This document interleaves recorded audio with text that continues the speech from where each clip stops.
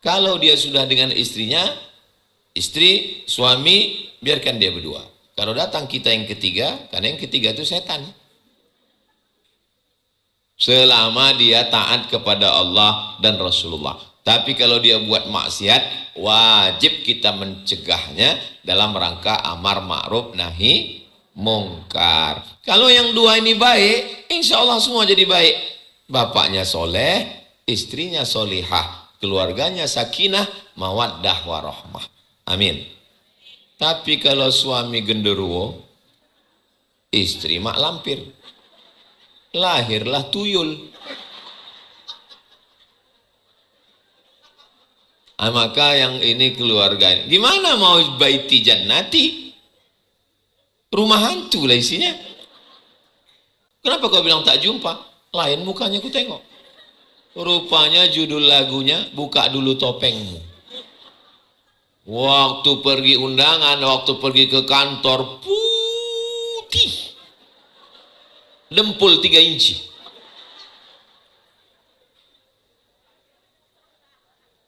Ini kalau saya teruskan nanti banyak yang sakit jantung.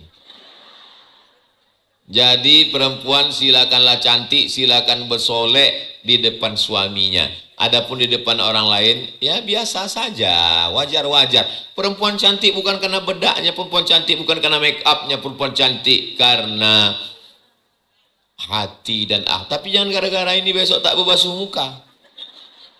Beli ke warung ditanya orang, ibu kok gitu? Yang penting hatinya. Jadi bisa mengalah, mundur selangkah tidak berarti kalah. Mengalah bukan berarti kalah. Jadi kalau ada kita lihat hari ini yang sudah ulang tahun emas 50 tahun, itu sesungguhnya mereka adalah yang bisa mengalah. Diwawancarailah laki-laki perempuan. Sudah 70 tahun, nikah umur 20, menikah 50 tahun.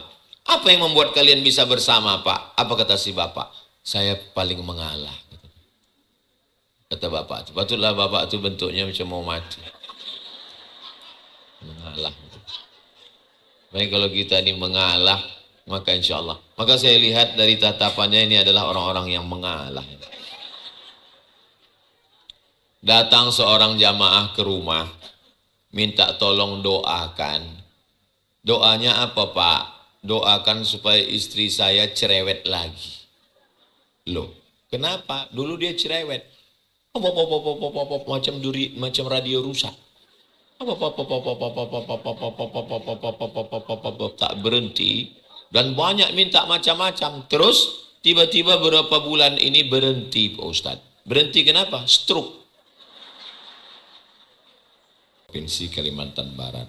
Saya senang sekali bisa duduk satu majelis dengan beliau. Beda batik tapi satu hati insya Allah. Hadir juga bersama kita di tengah kesibukannya masih sempat meluangkan waktu Bapak Wakil Bupati Ketapang, Ketua DPRD, kemudian Sultan Kesultanan Melayu Matan, lalu kemudian To'ya, Abi EN, hadirin hadirat, muslimin muslimat, solihin solihat yang belum nikah dan belum sunat. Semua yang hadir ini dimuliakan Allah Subhanahu wa Ta'ala. Parenting diambil dari kata parent. Parent artinya orang tua. Parenting bagaimana cara orang tua mendidik anak. Baiti rumah saya, jannati surga saya. Karena zaman dulu orang menemukan ketenangan di dalam rumah. Sekarang terbalik, semua orang mencari di luar rumah. Mendengarkan musik di luar rumah. Namanya karaoke. Joget-joget di luar rumah, namanya diskotik. Zaman dulu orang makan di dalam rumah. Maaf cakap, nya di luar rumah. Sekarang terbalik, makan di luar rumah, dalam rumah. Dulu mencari ketenangannya setelah risau di sawah, di kebun, di laut, di hutan, mencari ketenangan di rumah. Bidadarinya orang rumah.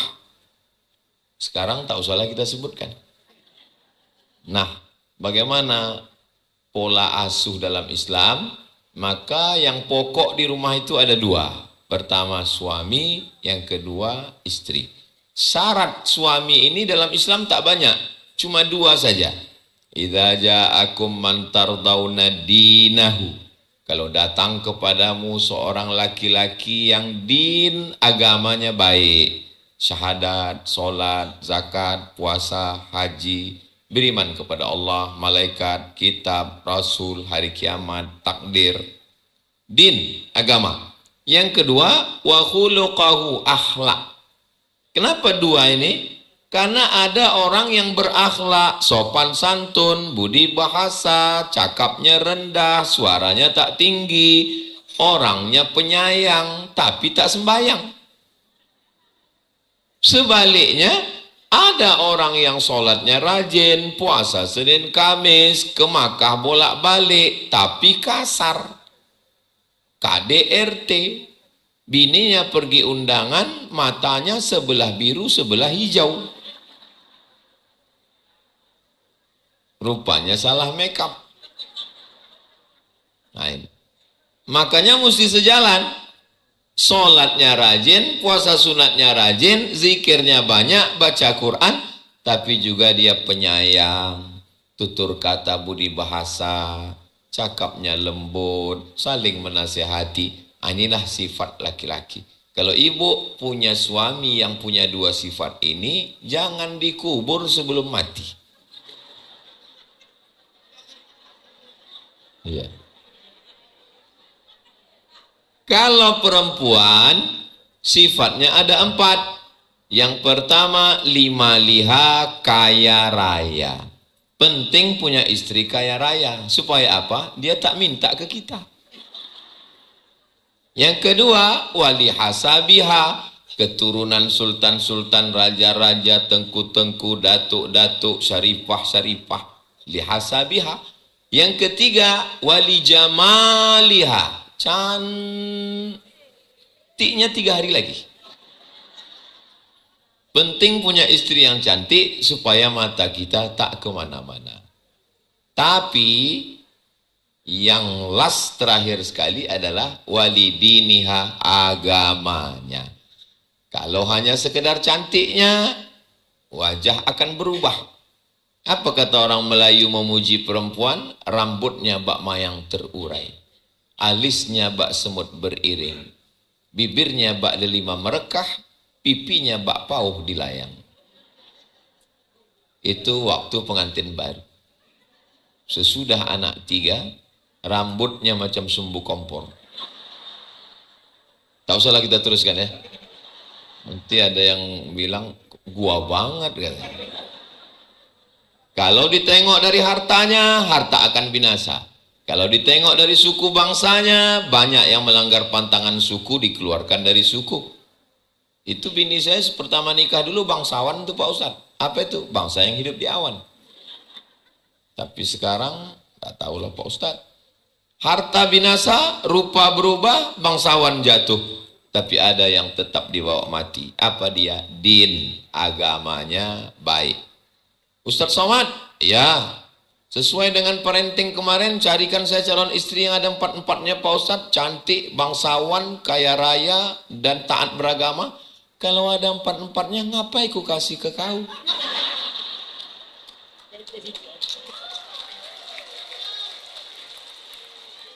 Maknanya apa?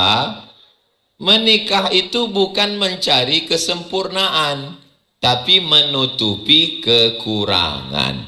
Sebelum menikah memang yang ditengok itu lebih tinggi, lebih putih, lebih cantik, lebih ganteng, lebih kaya. Tapi sesudah menikah yang nampak lebih juga, lebih hitam.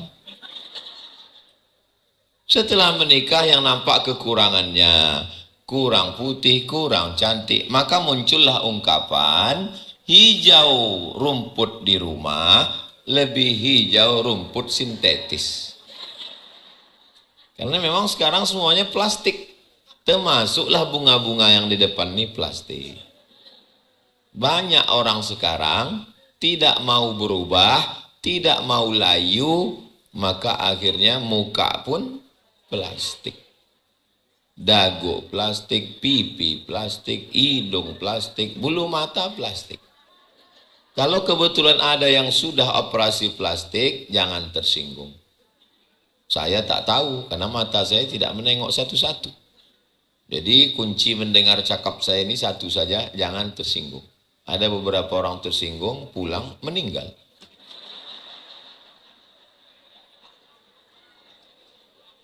Jadi yang di rumah itu intinya cuma 2 orang ini aja.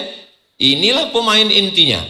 Ada suami yang sudah cukup fit and proper test, dan ada istri yang sudah punya sifat yang baik-baik. Mereka inilah berdua. Yang lain jangan jadi pengganggu. Tetangga, ipar, ayah, ibu. Saya bilang ke istri saya, nanti kalau Sami, kalau Hazik, kalau Sadim menikah, kau biarkan dia di rumahnya, biarkan dia di sana, jangan kau ganggu. Kenapa saya bilang begitu ke istri saya? Karena saya khawatir waktu dia nikah, saya udah mati. Walaupun kelihatannya masih lama lagi. Mana tahu. Bapak jangan pernah takut cerita mati. Supaya istri kita itu siap menghadapi kematian. Supaya jangan diganggunya anak menantu kita. Biarlah dia bahagia dengan rumah tangga dia. Kalau dia sudah dengan istrinya, istri, suami, biarkan dia berdua. Kalau datang kita yang ketiga, karena yang ketiga itu setan. Selama dia taat kepada Allah dan Rasulullah. Tapi kalau dia buat maksiat, wajib kita mencegahnya dalam rangka amar ma'ruf nahi mungkar. Kalau yang 2 ini baik, insya Allah semua jadi baik. Bapaknya soleh, istrinya solihah, keluarganya sakinah, mawaddah warahmah. Amin. Tapi kalau suami genderuwo, istri mak lampir, lahirlah tuyul. Maka yang ini keluarga, gimana mau baiti jannati? Rumah hantu lah isinya. Nah, setelah suaminya baik, istrinya baik, lahir anak baik-baik, apa kewajiban sebagai suami, sebagai ayah itu apa? Tak banyak, 5 saja. Yang pertama, kasih makan. Ibu sudah makan? Nampak saya kok mengunyah dari sini. Yang kedua, kasih pakaian. Ibu sudah dikasih pakaian? Alhamdulillah. Sekarang banyak suami yang tak mengasih pakaian ke istri. Istri tingginya 160, kain yang dikasih 60. Tutup di bawah, terbuka di atas, tutup di atas, terbuka di bawah. Ongkos jahit kurang, akhirnya resleting tak berpasang. Yang ketiga, kasih tempat tinggal yang baik. Kalau sanggup rumah, tak sanggup sewa dulu, hotel mahal. Yang ketiga, yang keempat adalah pendidikan. TK, SD di rumah. Tapi kalau sudah SMP, SMA, tak ada tawar-menawar, masukkan ke pondok pesantren. Banyak habaib kita, mudah-mudahan di Ketapang, dan salah satunya adalah Islamic, apa namanya Bang Edi? Insan Qur'ani, itu besar. Insan Qur'ani ini tempat pendidikan anak-anak kita nanti insya Allah. Semalam saya sudah meletakkan batu pertamanya. Saya di mana-mana saya tolak untuk meletakkan batu pertama ini. Takut saya batunya tak bertambah. Tapi khusus untuk Bang Edi Karnain, saya tidak menolak. Ustaz letakkan batu pertama. Siap. Rupanya,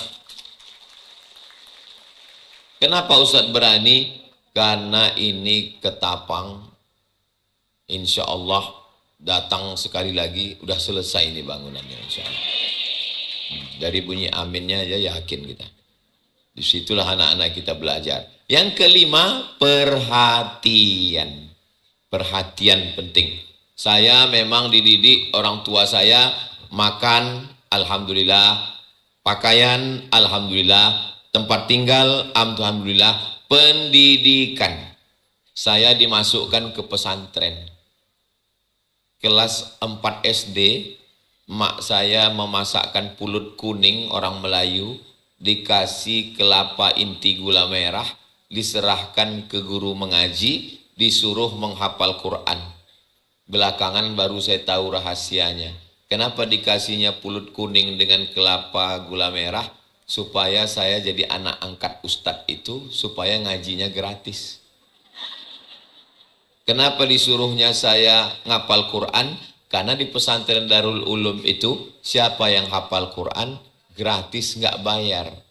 Itulah yang memotivasi saya sekarang membuka pesantren tahfiz Quran gratis. Untuk laki-laki Nurul Azhar, 1 tahun 25 orang, SMP 25, 25, 25, 75, Aliyah 25, 25, 25, 75. 150 laki-laki dan 150 perempuan. Yang perempuan namanya Ma'had Az-Zahra. Panjang umur, sehat badan. Bapak Ibu nanti datang ke Pekanbaru Riau. Karena hubungan Ketapang, hubungan Kalimantan Barat dengan Riau masih sama-sama serumpun Melayu. Kami bukan Melayu Pak Ustadz. Di mana bumi dipijak, di situ langit dijunjung. Kami orang Bugis Pak Ustadz. Kayu bukan sembarang kayu, kayu dihinggap belibis. Ini Melayu, salah pula pantun. Memang cantik burung belibis, belimbis hinggap di atas kayu. Bugis bukan sembarang Bugis, Bugis sudah jadi Melayu. Oh, saya bukan orang Melayu Pak Ustadz. Saya orang Jawa. Lawa bukan sembarang lawa. Lawa duduk di atas kayu. Jawa bukan sembarang Jawa. Jawa pun sudah jadi Melayu. Oh, saya orang Batak Pak Ustadz. Kapak bukan sembarang kapak. Kapak dipakai membelah kayu. Batak bukan sembarang Batak. Batak pun sudah jadi Melayu. Di mana bumi dipijak, di situ langit dijunjung. Di mana jantan bertanja, di situ perempuan bertudung. Nah, jadi Melayu ini sudah sejalan dengan Islam. Makanya dulu kalau ada orang masuk Islam disebut dia udah jadi Melayu udah. Karena kalau sudah disebut Melayu itu Islam. Melayu tanpa Islam hilang me-nya, tinggal layunya. Jadi memang kami dididik Melayu, pondok pesantren, pendidikan. Orang tua saya selalu dulu kami duduk pagi-pagi di rumah menengok orang pergi sekolah. Ada orang di kampung saya namanya Bang Ayub. Bang Ayub ini naik sepeda sekolah ke pesantren. Kata mak saya, kau nanti kalau udah besar macam si Ayub. Begitu saya sudah besar, ada pak cik saya tamat IAIN. Namanya Dr. Andus Haji Mansur Ali. Kau nanti kalau udah besar macam adikku Mansur. Kau mesti Dr. Andus. Lalu kemudian setelah saya mau kuliah, dibilangnya, kau mesti macam atukku. Atuk dia namanya Syekh Abdurrahman. Belajar di Makkah, nanti kau belajar di Arab. Itulah kenapa saya S1 di Mesir 4 tahun, S2 di Maroko 2 tahun, habis itu S3 di Sudan, karena doa dia dulu, kau mesti di Arab. Mak saya tak tahu Maroko, tak tahu Sudan, tak tahu Mesir, yang penting kau di Arab. Tahu dia cuman Arab, dia tak tahu ada Arab-Arab cemas, ada Arab maklum, ada yang paling banyak Arab, Arab lungo, Arab melu.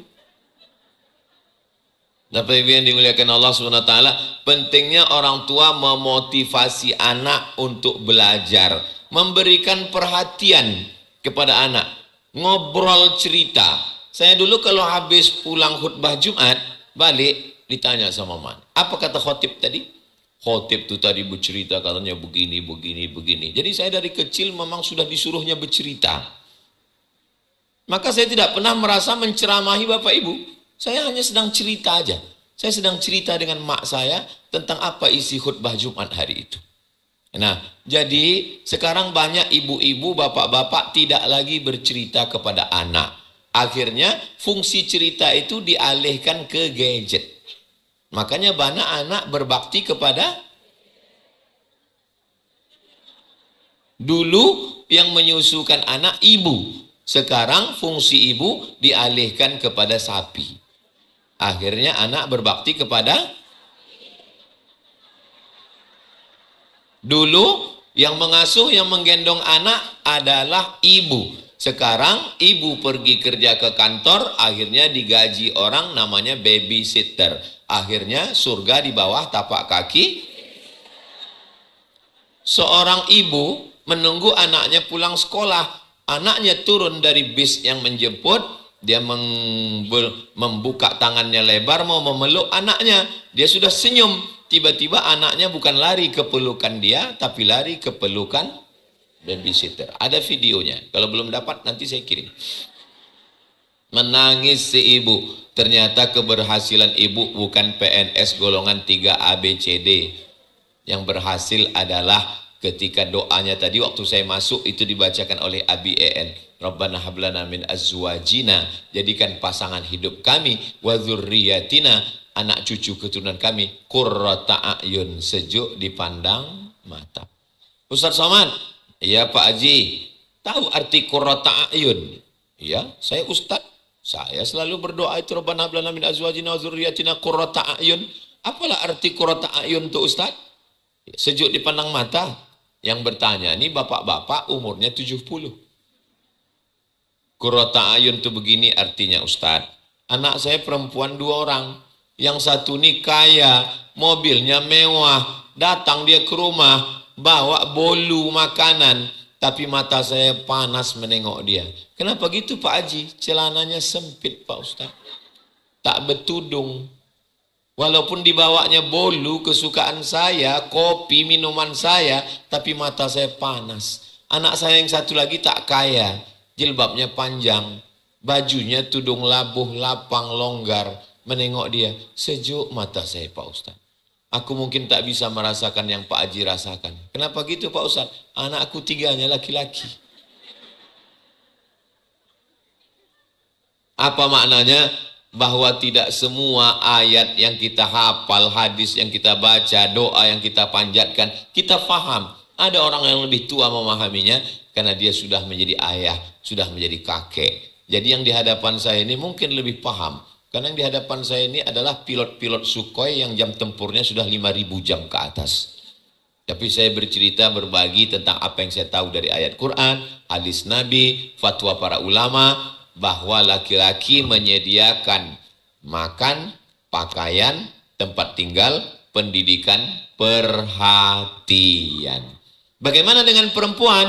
Perempuan 3. Yang pertama, iza ra'aitaha sarratka. Kalau kau tengok dia, senang hatimu. Alhamdulillah Pak Ustaz, aku setiap menengok dia hatiku senang. Siapa dia? Bini kawan saya. Perempuan bersolek, bertudung, bermake up, cantik untuk suaminya di rumah, bukan untuk laki orang. Banyak sekarang perempuan berbedak, bergincu, bercelak, bermake up, berbaju untuk lakinya atau untuk laki orang. Kalau di rumah macam suster ngesot. Dasternya berjahit 13. Parfumnya bawang putih sama sambal belacan. Tapi kalau pergi keluar arisan, imam pun salah baca ayat mencium bau. Wala ana abidum ma'abadtum wala antum ma'abiduna ma'abud. Tak dapatnya simpang lakum dinukum waliyadin. Berparfum. Saya pernah disuruh ngantar surat undangan. Coba kau antar surat undangan ini, saya antar ke rumah orang yang dituju. Jumpa tadi dengan yang tuan rumah. Tidak, Mak. Tapi kata dia yang mengambil surat undangan itu tadi dari tanganmu langsung. Kenapa kau bilang tak jumpa? Lain mukanya ku tengok. Rupanya judul lagunya, buka dulu topengmu.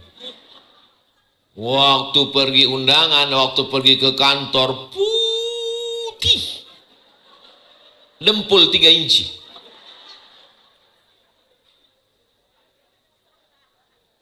Ini kalau saya teruskan nanti banyak yang sakit jantung. Jadi perempuan silakanlah cantik, silakan bersolek di depan suaminya. Adapun di depan orang lain, ya biasa saja, wajar-wajar. Perempuan cantik bukan karena bedaknya, perempuan cantik bukan karena make upnya, perempuan cantik karena hati dan Tapi jangan gara-gara ini besok tak berbasuh muka. Beli ke warung ditanya orang, ibu kok gitu? Yang penting hatinya. Allahumma kama hassanta khalqi fahassin khuluqi. Sebagaimana sudah kau perbaiki bentuk ciptaan fisikku, perbaikilah akhlakku. Allah itu suka kepada yang baik. Innallaha jamil yuhibbul jamal. Bagus, tapi jangan berlebih-lebihan. Makanya perempuan tak boleh wala yadribna bi arjulihinna. Jangan memukulkan kaki kalau berjalan. Kenapa tak boleh memukulkan kaki? Dipakai gelang gemerincing, akhirnya dia berjalan kerincing, kerincing, kerincing, kerincing. Kalau lewat dia di sini, bapak ibu hilang fokus semua, menengok, menganga. Bukan cuma lalat masuk, katak pun masuk. Yang kedua, la takhda'na bil qaul, tak boleh bersuara mendayu-dayu, mendesah-desah. Dalam hal ini perempuan boleh jutek, boleh judas, boleh kasar. Kepada siapa? Kepada orang lain. Supaya orang lain itu tidak merasa di PHP, pembeli harapan palsu. Assalamualaikum. Waalaikumsalam. Dapat ada bu ada. Meminjam duit ya? Nggak boleh ibu ramah kepada kawan laki ibu. Berapa banyak orang berselingkuh gara-gara pintu pembukanya keramahan ini. Ada orang salah sambung, boleh meletup-letup. Ini orang mana? Ketapang. Nah, begitu. Jangan. Assalamualaikum. Waalaikumsalam. Disitulah berawal ganti nomor, tukar nomor.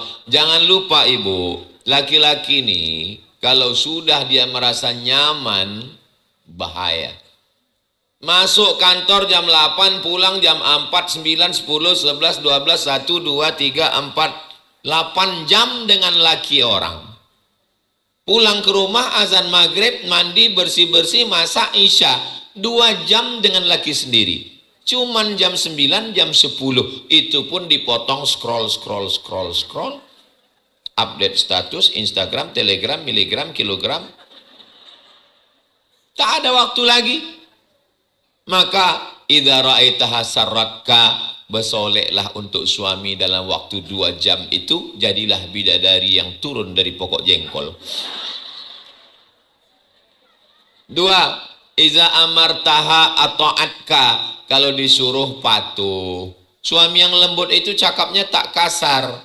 Apa kata dia? Kayaknya mulut ini habis makan asin nih, mencari-cari yang manis rasanya.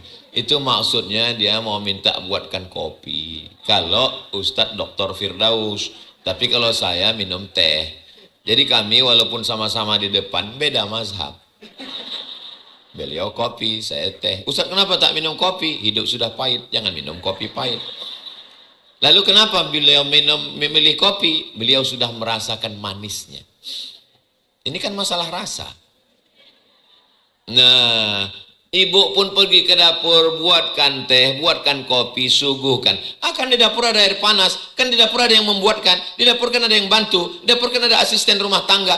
Airnya sama, kompornya sama, termosnya sama, kopinya sama, gulanya sama, tehnya sama. Tapi rasanya beda, besti. Jangan sampai nanti waktu Idul Fitri, 3 hari menjelang Idul Fitri, asisten rumah tangga pulang kampung. Anak menangis, jangan pulang Mbok, jangan pulang Mbak. Yang kita khawatirkan bukan cuma anak menangis, laki menangis.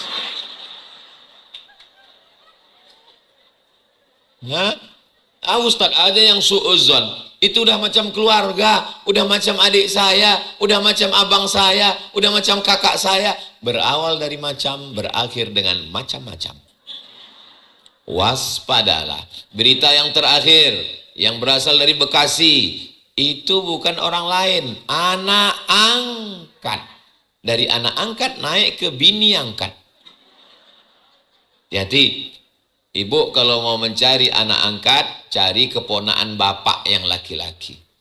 Kalau mau mencari anak angkat laki-laki, cari keponaan ibu yang laki-laki. Karena itu mahram dia. Jangan cari anak orang lain. Kenapa? Semua yang di air ini kalau udah naik ke darat, jadi jahat. Lintah, jadi lintah darat. Buaya, jangan kuat-kuat, ada yang tersinggung.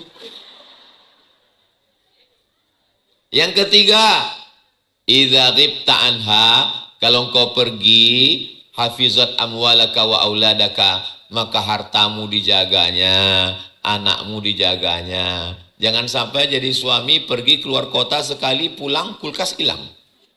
Pulang kedua, surat tanah melayang. Pulang keempat, dia pun terbang. Jangan sampai kita pergi, pulang kita, anak kita telinganya tinggal satu. Bukan dipistiknya, ditarikkannya. Maka dijaganya harta kita. Inilah istri-istri yang solihah. Maka kalau ada, iya Pak Ustadz, tapi istri saya ini kalau saya pergi keluar kota ditanyanya, itu kemana baju koko yang masuk di dalam koper dalam tas? Itu kenapa kain sarung tak dipakai? Itu kenapa peci putih tak dipakai? Kalau ada istri yang model begitu, itu bukan istri, itu security.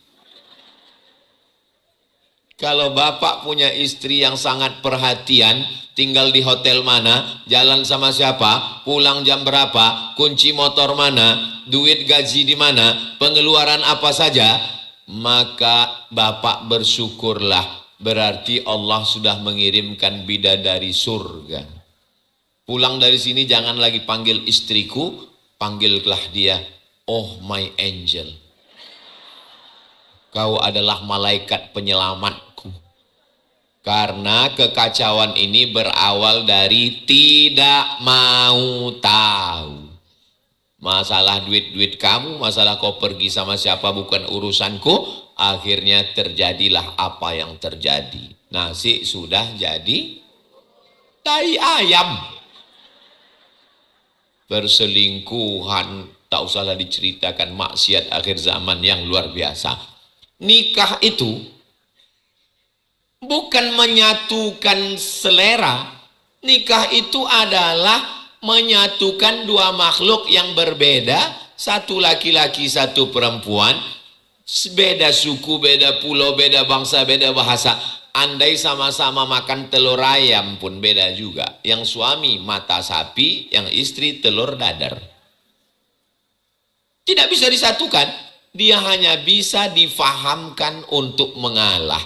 Hari ini kita telur dadar, besok mata sapi. Yang beruntung sapi, padahal telur ayam. Saya sampai sekarang nggak paham saya. Tapi ayam mengalah. Belum pernah ayam unjuk rasa. Telur mata ayam. Telur mata ayam. Kata ayam, seluruh dunia mengatakan itu mata sapi. Tapi itu telur ayam. Jadi bisa mengalah. Mundur selangkah tidak berarti kalah.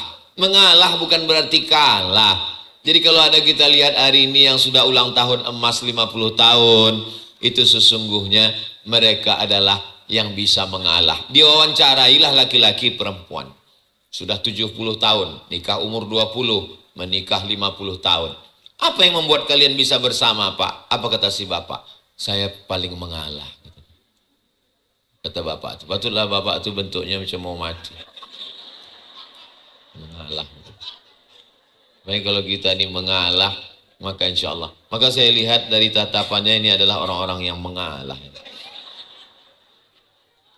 Datang seorang jamaah ke rumah, minta tolong doakan. Doanya apa Pak?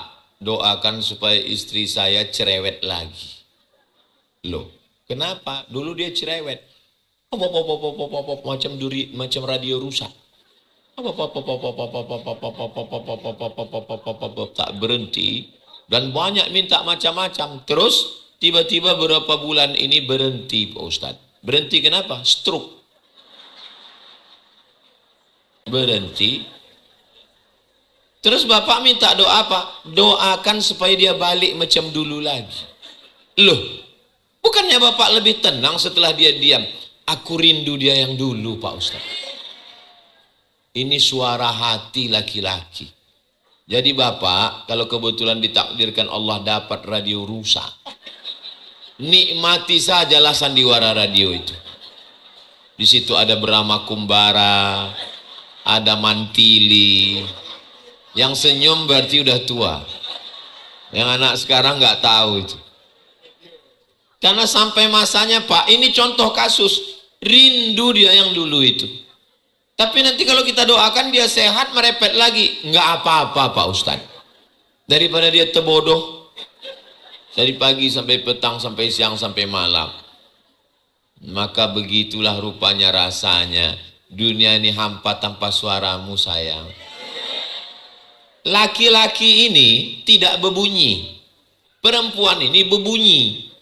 Ini masalah juga. Perempuan ini ingin lakinya berbunyi. Laki-laki tidak pernah mengungkapkan isi hatinya. Dia diam aja. Lama-lama jantung koroner. Menggumpal jadi diabetes. Menggumpal jadi asam lambung.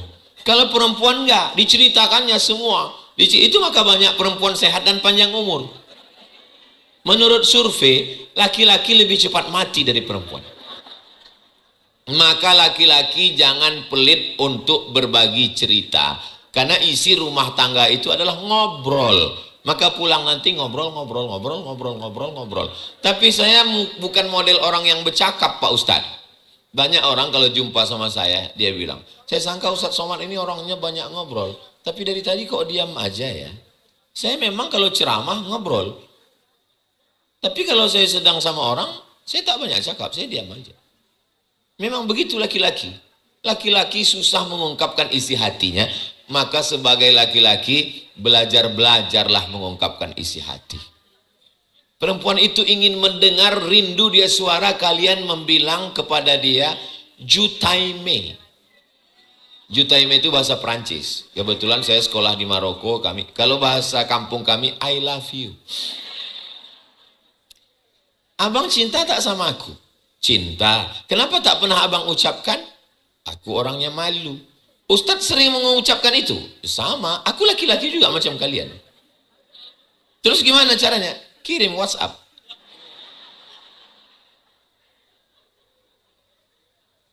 Perempuan ini selalu ingin tahu tentang apa yang terjadi. Bang, lebih cantik aku atau mantan pacarmu? Oh, cantiklah kau. Pasti kau bohong kan? Jadi memang banyak laki-laki tertekan. Mau jujur payah, tak jujur lebih payah. Makanya saya memohon supaya pemerintah membuatkan komisi perlindungan laki-laki. Saking banyaknya laki-laki yang teraniaya. Ah itu. Mau makan apa bang? Mau nasi goreng apa nasi soto? Ya terserah adik lah. Itulah kau nggak punya pendirian kan? Ya udah nasi soto aja. Kok nyerah cepat kali nyerahnya? Ya udah nasi goreng. Makan mencela-mencele. Menggaruk kepala, kok gini bagus aku mati ya Allah. Apa nggak kasihan kita nengok laki-laki? Itu banyak laki-laki mengalami gugur rambut daripada perempuan. Panas kepala itu. Betul tak Pak? Laki-laki jarang ngaku memang. Mereka diam aja.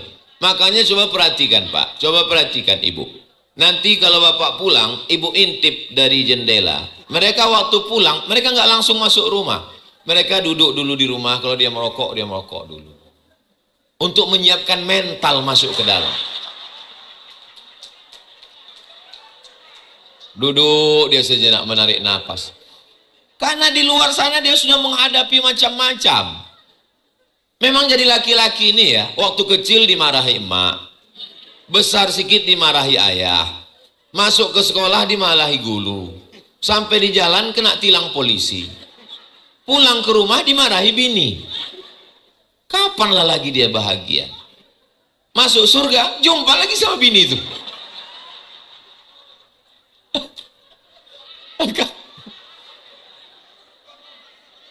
Hah?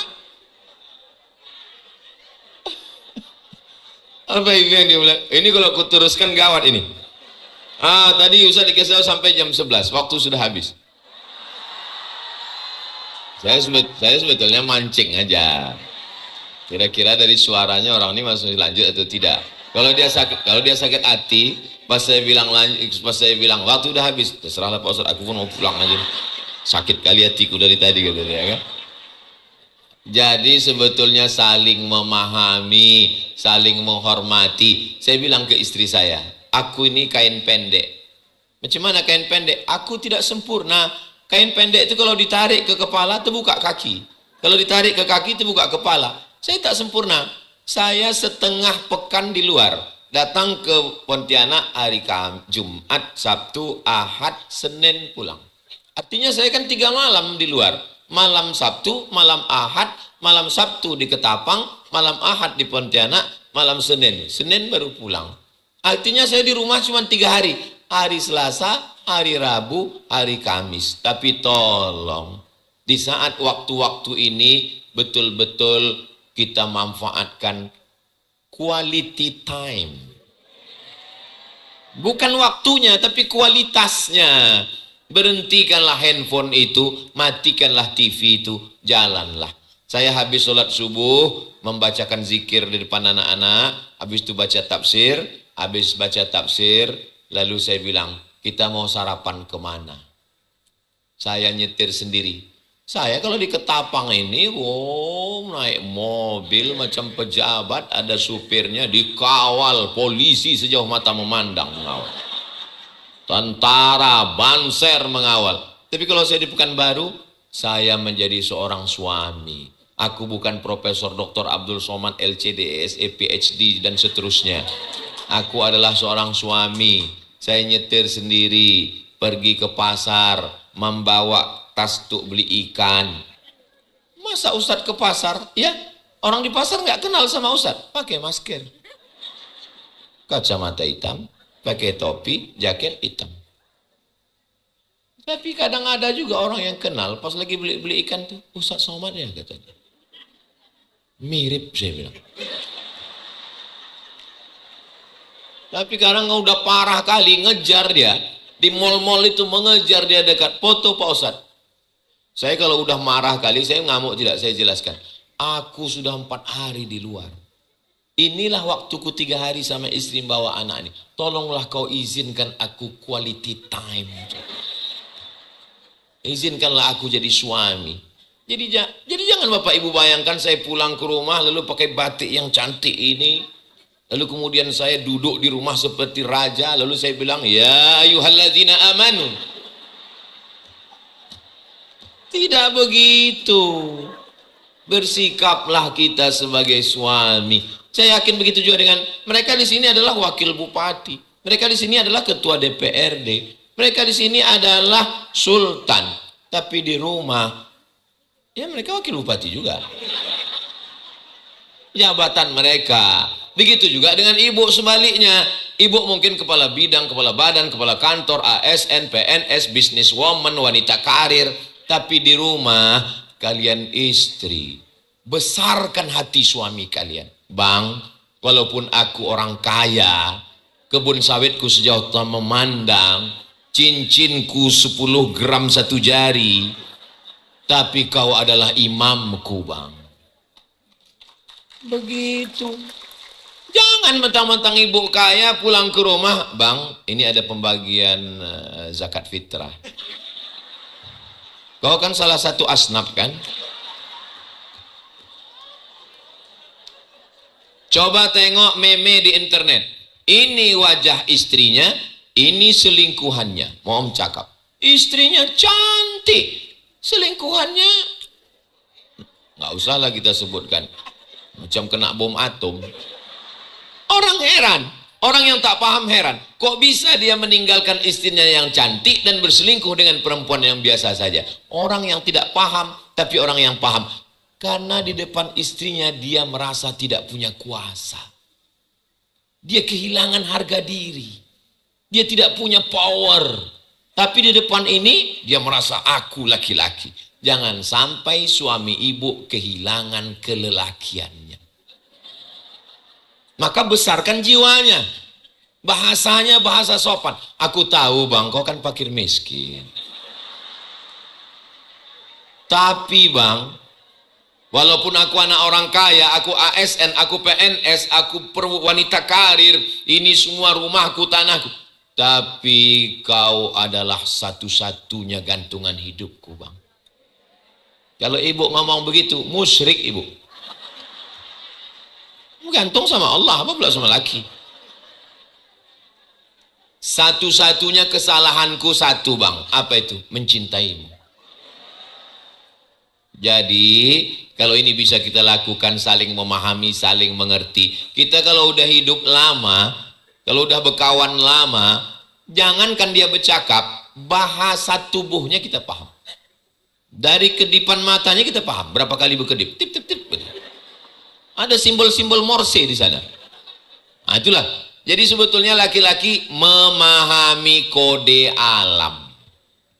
Kalau sudah langit mendung terdengar suara petir menyambar, itu tak lama lagi angin puting beliung akan tiba. Nah, jadi pemahaman itu yang paling penting. Kalau sudah paham, Allah akan menjaga. Tiba-tiba saya tengok ustazah ini diam. Kenapa dia diam? Orang kalau diam itu dua. Pertama, lagi ngulang hafalan. Mulutnya bergerak. Tapi kalau diam mulutnya tak bergerak, berarti ada sesuatu. Maka kita tanya, jangan masa bodoh, jangan tak mau tahu. Ada apa, saya bilang. Tadi malam aku mimpi, katanya. Mimpi apa? Ku tengok Ustadz Somad sama perempuan. Astagfirullah. Memang betul, waktu turun dari pesawat itu, ada pramugari minta foto. Entah tim ini membocorkan, saya nggak tahu. Saya bilang, memang waktu mau turun pesawat tadi, pramugari itu bilang minta foto. Kata dia, foto ya Ustadz, mama saya ngefans sama Ustadz. Saya tahu dia yang ngefans. Cuman dibilangnya maknya kan, karena perempuan jarang jujur. Dia bilang foto, akhirnya foto selesai. Tapi rupanya Allah kirimkan signal. Allah sayang sama kita, supaya kita tak macam-macam. Makanya saya medsos, Instagram, YouTube, TikTok, itu saya tidak tahu passwordnya. Untuk apa? Menjaga diri saya supaya saya jangan jahat. Coba kalau saya tahu passwordnya, macam-macam isi DM itu. Ustadz, jadikan aku yang kedua ya. Apa enggak perang dunia ketiga? Maka yang tahu itu adalah admin semuanya. Halakamru'un lam ya'rif qadrahu, celakalah orang yang tak tahu siapa jati dirinya. Setelah yang dua ini kompak bersama, duduk bersama, judulnya apa? Mau dibawa kemana hubungan kita? Bersama di surga, dipertemukan dalam takdir, bertahan dalam ujian, bersama lagi nanti di surga Jannatul Firdaus insyaallah. Ibu mau kan masuk surga sama bapak? Alhamdulillah. Bapak?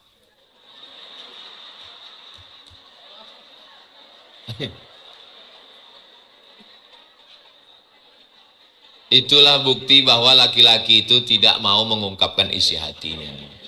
Walaupun dalam hatinya nggak tahu juga kita. Ustadz, ya. Nanti di surga itu kita jumpa lagi sama istri kita. Ya jumpalah Pak. Dalilnya Pak Ustadz. Almar'u ma'aman ahab. Orang akan bersama dengan siapa yang dia cintai. Tapi aku nggak cinta Pak Ustadz. Berbahaya. Datang seorang perempuan bertanya ke saya Pak Ustadz dijodohkan oleh ayah saya. Dan suami saya selalu menceritakan kelebihan pacar-pacarnya. Lebih putih, lebih kaya, lebih lembut, lebih baik, lebih penyayang. Akhirnya anak kami lahir 5. Sekarang usia sudah 70 tahun. Bapak mana? Mati. Terus apa masalahnya? Kan udah selesai, dia sudah mati. Aku tak bisa memaafkan dia. Lama saya termenung. Ternyata tidak sesimpel itu hidup ini Abdul Somad. Maka saya punya keponakan perempuan. Saya punya santri perempuan. Saya bilangkan. Nanti kalau ada orang meminang kalian, ayah kalian setuju, tapi kalian tak suka, mengadu ke aku. Aku ustadz kalian. Aku tempat kalian belajar pondok. Aku yang akan menyelamatkan kalian dari laki-laki Fir'aun. Kalau ayah kalian mungkin keras, kalian kutanya baik-baik. Kau tengok baik-baik dia. Dulu laki-laki itu kan tak jumpa dengan perempuan. Ngintip dari balik gorden. Pas ditengoknya.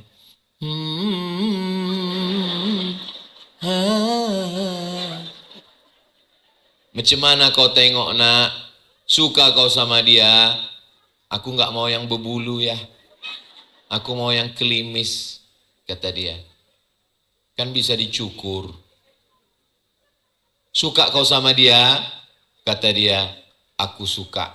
Tapi perempuan dalam hadis as-sukutu alamatur ridha, diam tanda setuju.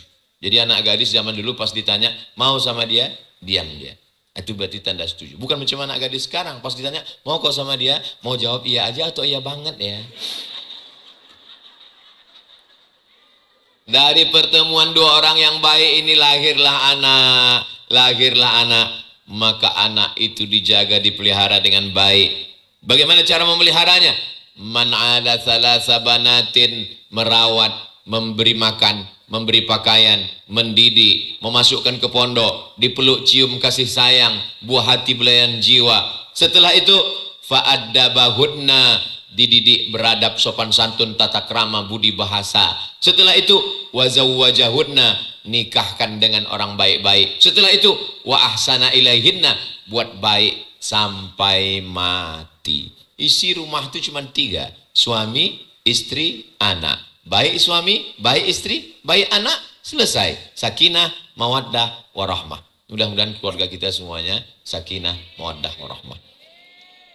Tadi diberikan sampai jam 11, sekarang sudah jam 11 lewat 15. Ini berarti sudah makan waktu 15 menit.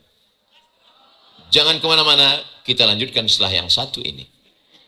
Itu sebagai mukaddimah pengantar. Nanti kita akan berdialog yang dibimbing langsung oleh guru kita Al-Mukarram Al-Ustadz Dr. Firdaus. Saya kembalikan ke moderator. Wassalamualaikum warahmatullahi wabarakatuh. Baik, ya, Bapak Ibu sekalian, jadi sungguh singkat rasanya ya, waktunya ya Bu ya. Saya ada pengalaman sedikit nih, Prof, Bapak Ibu. Saya sih baru 29 tahun, tapi saya pikir ini udah ada yang 50 tahun ya Pak Wakil Bupati ya menikah ya. Saya kalau bertengkar tuh Pak, saya diam Pak. Langsung saya lari, yang waras ngalah kata saya. Pergi ngopi, udah 5 gelas langsung kembang dah muka. Yang, baliklah yang. Enggak.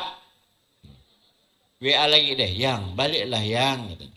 Saya kira begitu kita balik Bu, Pak, itu udah aman dah. Ada nanya lagi deh, apa maksud kau yang waras ngalah? Memang aku ni gila ke apa, kata dia. Nah, saya tak ada gila Bu, saya tak pernah bilang gitu. Itu salah satu contoh, saya yakin kita semua punya pengalaman. Ada bapak yang udah 50 tahun, mungkin ada yang ini. Baik Pak Mustakar, ada informasi? Beri 3 untuk penanya Pak, boleh? Dari? 2. Oh penanya ya, iya, 2 ya. Diskusi. Sebelah kanan saya, sebelah kiri saya. Nanya singkat, padat, jelas. Jangan bertele-tele. Saya mulai dari sebelah kanan dulu. Bentar. 1 orang penanya. Ya maju kak, maju kak.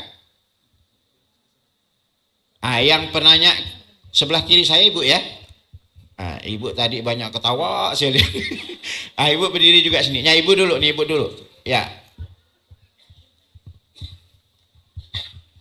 Sebutkan nama dan dari mana asalnya. Bismillahirrahmanirrahim. Assalamualaikum warahmatullahi wabarakatuh. Nama saya Yulianingsih dari Mulyakerta, Pak Ustadz. Izin saya bertanya tentang pengasuhan orang tua terhadap anak yang saat ini sedang marak-maraknya kasus narkoba. Ternyata sudah ditangkap dan sudah masuk ke dalam LP ya Pak Ustadz.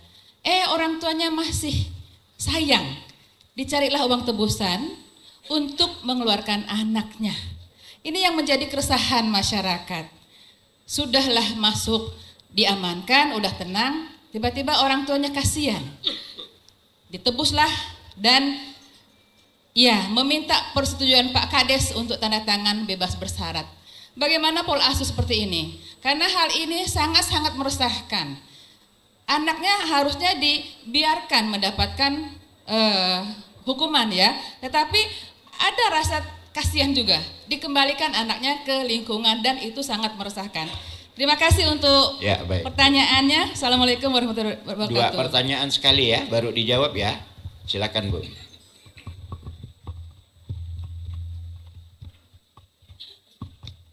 Bismillahirrahmanirrahim. Assalamualaikum warahmatullahi wabarakatuh. Saya Ibu Sri Rahayu, Bang Firdaus, dulu satu kuliah kita. Baik Pak Ustadz, terima kasih. Baru-baru ini dalam usia saya 45 tahun sampai ke 56 tahun sekarang, saya menyadari Pak Ustadz, ternyata saya salah jalan. Salah jalan apa? Salah jalan memberikan pendidikan kepada anak. Mengapa anak saya dulu tidak saya masukkan ke pondok, ke sekolah agama? Saya baru merasakan ternyata setelah dengan adanya teknologi, dengan kemajuan zaman ini, ternyata agama itu memang sangat penting bagi anak-anak kita. Saya baru menyesali itu, Pak Ustadz. Nah, melihat anak-anak kecil, melihat anak-anak pondok yang melaksanakan sholat 5 waktu. Setahun yang lalu saya pergi ke Banjarmasin, di tempat orang saya nginap. Anak-anak mereka, anak TK itu waktu sholat udah berwudhu dan melaksanakan sholat. Waktu acara Abah Sekumpul, menangis saya Pak Ustadz. Mengapa anak saya tidak begini? Bagaimana cara saya mengembalikan lagi masa kecil mereka untuk memberikan pendidikan? Tapi saya masih berusaha Pak Ustadz. Dalam doa-doa saya setiap sujud, minta dibukakan pintu bagi mereka untuk melaksanakan sholat paling tidak 5 waktu. Nah Pak Ustadz, dengan adanya hal ini saya ingin bertanya ke Pak Ustadz, sebagai seorang ibu, selain dari berdoa, memberikan penjelasan kepada anak, langkah apa yang harus saya lakukan demi menegakkan agama dalam keluarga saya, semoga anak saya, sehingga anak saya menjadi orang yang ahli-ahli ibadah dalam melaksanakan ibadahnya. Terima kasih Pak Ustadz. Wabillahi taufiq walhidayah. Wassalamualaikum warahmatullahi wabarakatuh. Terima kasih. Jadi Ibu yang di belakang tadi mungkin efek jerah lah kali ya Bu ya. Biarkan ya anak tuh masuk penjara biar dia sadar mungkin ya. Tapi orang tuanya sayangnya seperti itu. Nah, Sri, hampir umur kita ya, beda setahun ya rupanya ya. Adik kelas. Silakan Pak Ustaz, ada 2 pertanyaan. Pertanyaan yang pertama, ma min mauludin illa yuladu alal fitrah. Setiap anak itu dilahirkan dalam keadaan fitrah. Fitratul Islam, suci, bersih. Fa'abawahu, kedua orang tuanya, yuhawidanihi, merubahnya jadi Yahudi, au yunassiranihi, merubahnya jadi Nasara, au yumajjisanihi, merubahnya jadi Majusi. Jadi anak itu pakai narkoba itu ya kesalahan orang tuanya. Satu kesalahan. Setelah anak ditangkap masuk LP, ditebusnya lagi 2 kesalahan. Sampai mati dia akan berbuat kesalahan. Siapa yang meluruskan dia? Yang meluruskan dia adalah ulil amri, pemimpin. Maka Bapak Bupati, Bapak Gubernur, Bapak Presiden, DPRD, DPR RI buatkan aturan, anak yang sudah ditangkap tidak bisa ditebus siapapun. Anak yang ditangkap tidak boleh masuk hukuman. Dia mesti masuk BNN, Badan Narkotika Nasional, untuk disembuhkan, disehatkan. Buat aturannya secara detail. Kalau dia sudah masuk BNN tidak boleh ditemui dalam 6 bulan, dalam setahun. Sampai dia akhirnya keluar sehat, bisa bermasyarakat lagi. Setuju? Siapa yang menyuarakan itu? Orang-orang yang ada di parlemen. Parle bicara, men parlemen, tempat orang bicara. Maka orang-orang yang kita pilih duduk di situ. Kalau di pusat DPR RI namanya undang-undang. Kalau di kabupaten kota namanya pergub, perda, perwaku. Itulah yang disahkan oleh DPRD supaya menjadi pegangan. Dalam rangka apa? Ustadz menyampaikan tausiah, ceramah, khutbah, tapi kalau tidak ada payung hukumnya, polisi, jaksa, hakim tidak bisa pakai hukum Islam karena kita bukan negara Islam. Hukum Islam yang diadopsi, dimasukkan ke dalam undang-undang, dimasukkan ke dalam Kepres, dimasukkan ke dalam perda, perbub, perwako, maka insya Allah kalau itu dilakukan, selamatlah anak bangsa ini insya Allah. Banyak orang tua yang sebetulnya tidak siap, kurang edukasi, pendidikannya kurang, mereka menyesatkan. Itu salah satu contoh. Semua mesti speak up, mesti ngomong. Omongan ibu tadi direkam, jawaban Ustadz juga direkam. Ini akan jadikan video, di-share, mudah-mudahan mampu mencerdaskan umat dan bangsa insya Allah. Amin. Yang kedua, ibu 56 tahun merasa salah jalan dalam mendidik anak. Pernyataan ibu mudah-mudahan dapat menebus masa lalu.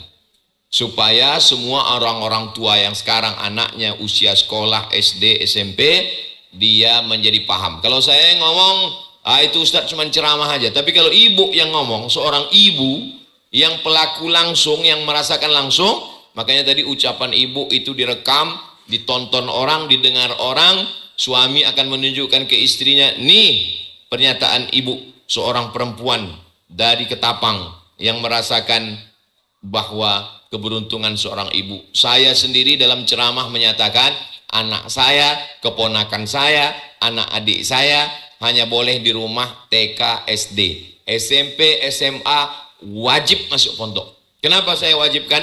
Karena kami tak sanggup mendidiknya di rumah karena pendidikan yang berat. Sekarang orang tidak mau memasukkan anak ke pondok, apa sebab? Karena berita yang terus diangkat setiap hari tentang kekerasan. Baru saja terjadi tentang pondok yang roboh, baru saja terjadi tentang santri ikut gotong royong, terjadi lagi tentang pelecehan seksual. Itu 0,0 sekian persen. Jumlah pesantren di satu kabupaten di Pulau Madura, saya tanya Pak Bupati, berapa pesantren di sini Pak? 600 pesantren satu kabupaten. Satu kabupaten. Provinsi Riau, satu provinsi pesantrennya 400. Jadi satu kabupaten di Pulau Madura dengan satu provinsi di Sumatera, lebih banyak pesantren di Pulau Madura. Begitulah semangatnya mereka mendirikan pondok pesantren. Di Jawa Timur, pondok-pondok pesantren tua, Lirboyo, Peloso, Sidogiri, Gontor, Tebu Ireng, Munawir Krapia. Ini semua sarang Mbah Mun, Kiai Haji Maimun Zubair. Pondok-pondok ini mesti tetap tegak berdiri. Saya tidak mau hanya ada insan Qur'ani, tapi juga mesti ada berbagai macam pondok untuk menyelamatkan anak-anak kita di Ketapang, di Kalimantan Barat ini insya Allah. Maka wakafkan tanah, dirikan pondok, panggil guru-guru yang hebat bahasa Arab, kitab kuning dari Pulau Jawa, dari Pulau Madura, diberdayakan, belajar, menyelamatkan anak bangsa. Benteng terakhir kita, tembok pondok pesantren. Kalau benteng sudah habis, habislah karam kita semua. Mudah-mudahan Allah menjaga Indonesia, menjaga Kalimantan, menjaga negeri Islam dengan pondok pesantren. Di Mesir ada pondok pesantren, Al-Azhar, pondok pesantren tertua di dunia sampai hari ini. Di Tunisia Zaitunah, lebih tua dari Azhar. Di Maroko namanya Karawiyin, lebih tua lagi daripada Zaitunah. Jadi pondok-pondok inilah yang tetap menjaga Islam itu. Makanya ketika kita mampu jadi orang kaya, wakafkan tanah. Ketika menjadi pengusaha, support pembangunan kelas asrama. Ketika menjadi pemimpin, alokasikan 20% untuk pembiayaan pengiriman mahasiswa ke Mesir.